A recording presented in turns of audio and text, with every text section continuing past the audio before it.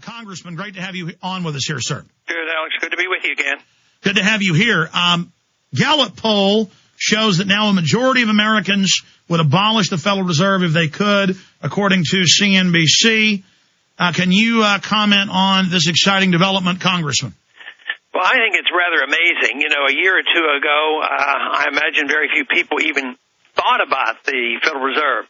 But I think because of the economic crisis, because of the blundering with TARP funds where the American people said, we need to know what you guys are doing and how you're wasting the money, we saw an opening that we could call attention to the American people about what kind of shenanigans have been going on in the Federal Reserve. And that, along with the presidential campaign, all of a sudden the Federal Reserve now has become a key issue, which is something you and I have been arguing for a good many years. And, of course, it was the issue that prompted me to go into politics.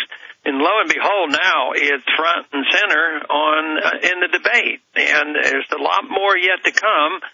We need to know what they're doing. That's why our audit bill is so important. But eventually, though, we need a sound monetary system. And I think if we continue with our progress, hopefully we'll reach that point someday. Congressman, you said back during the campaign in 2008, something big is happening. And I even tend to underestimate. I've been telling you for years that I think we're starting to win, and you've been optimistic, but also somewhat conservative, saying, well, let's just keep working. But do you revise your forecast? I mean, that the something big you talked about is even bigger than we had even hoped and happening quicker. I mean, I think this is something bordering on 1776 or what happened to Ceausescu in Romania. I think it's more explosive than even you or I may have thought previously. Yeah, and I don't pretend to know exactly what will happen and when, but, you know, when you distort things grossly, so like we have for 35 years, you know it has to give, and at that time it wasn't clear-cut exactly what would happen, so the financial crisis hit, the house of cards has come down, and that is really pretty big is what's going on. But no, I think it's even bigger than that in both the negative and the positive side, because I think we're working now on the dollar crisis. And a dollar crisis will be 10 times, it will be a 10 times bigger event than the financial collapse. And then, the big deal will be, which way are we going to go? Are we going to say as Americans that, we had a taste of freedom, we want our freedom back, and we want constitutional law, and we want sound money? Or are we going to be complacent? And the majority of people say, yes, let the government do whatever they want. They'll take care of us. We trust the government. So we're in the midst of that, and I'm hoping, like you are, that we can win this fight and people opt for more freedom rather than more dependency. But we're a little bit off from that because right now in Washington, everybody's, still pushing more government. I mean, just look at what Obama's doing with more war, more spending, more borrowing, more socialized medicine, more cap and trade, more taxes.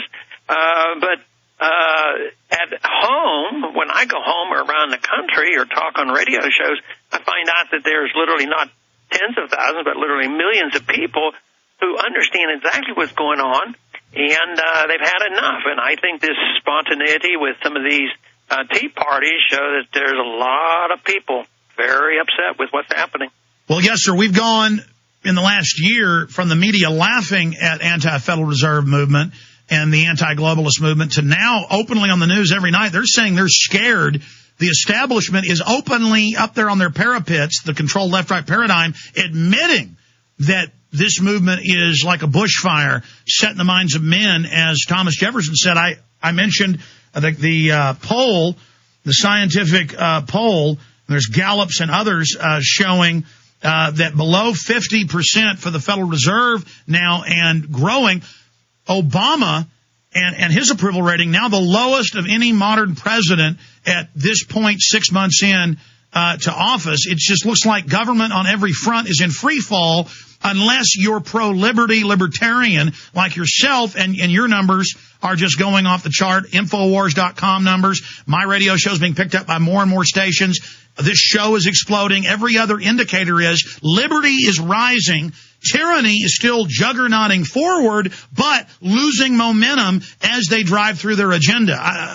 Can you comment on this? I think one of the best symbols of what you're talking about is the fact that the Fed feels so much on the defense, they send the chairman of the Federal Reserve Board out to hold town hall meetings.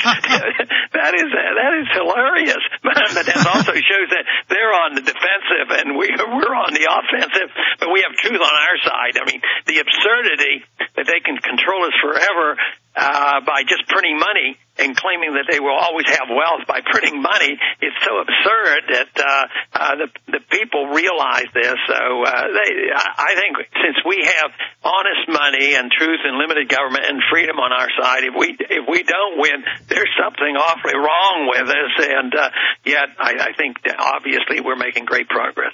Well, I think knowing we can win and historically having some victories, that is always what leads to the victory. Having right on your side, having history, common sense, free market, and then having victories and seeing that we can actually go up against these people.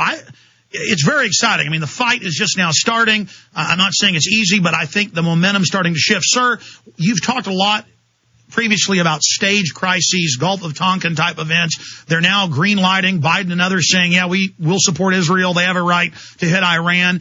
Economic crises, economic terrorism, paying banks not to lend, as Kucinich has been covering, your fellow congressman. What tricks do they have up their sleeves, or are you concerned about stage crises? Yeah, I'm concerned, but I don't have any insight to what they plan or what they will do. And it may be an accident that they will play on or blow up or react to.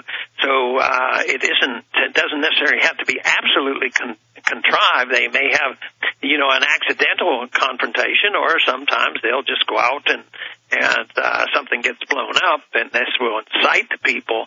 But I don't have any immediate insights, but I'm always on the alert and vigilant because we're so vulnerable, we're so much involved around the world. All kinds of things could break loose, and overnight the political and the economic environment could change rather quickly. Well, it's like Rahm Emanuel said to the Wall Street Journal. He said, we don't want to let a good crisis go to waste, so created or opportunistically used.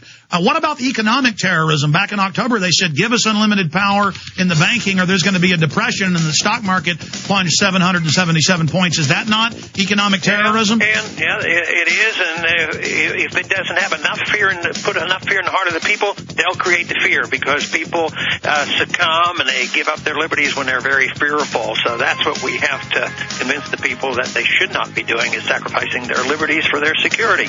Congressman, I know you have a vote coming up any minute. We're back in 70 seconds. Let me speak to you during the break. Okay.